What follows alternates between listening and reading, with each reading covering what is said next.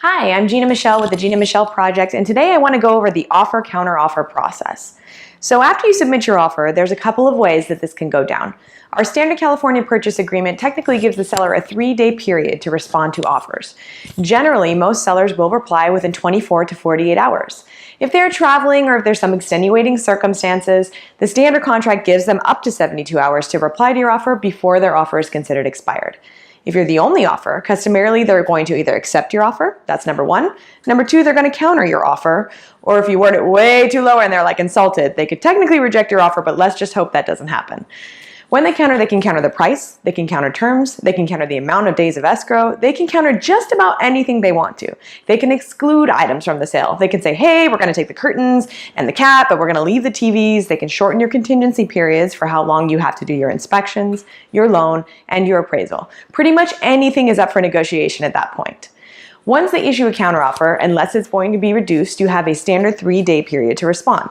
At that point, you'll have the opportunity to either accept, counter, or make a counteroffer. Now this process can go back and forth as many times as it takes to get the deal done, but it's important to keep in mind that they have the right to accept another offer during that 3-day period.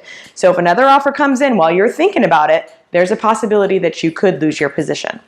In the current real estate market we are in, it is hyper competitive. Generally, the seller has multiple offers coming in. I'd say about 80% of the time I'm dealing with a multiple counteroffer situation right now, especially on a desirable property. So if that's the case, you have to issue a SIMCO, which is the seller's multiple counteroffer.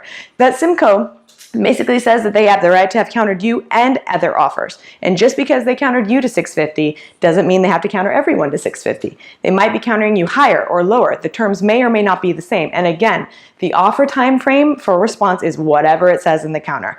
If they do issue a seller multiple counter, you actually have to go through another form of acceptance in order to be accepted. Meaning that even if you sign on the dotted line and you accept the seller's terms, they actually still have to come back and say that you are the offer they're going to be working with.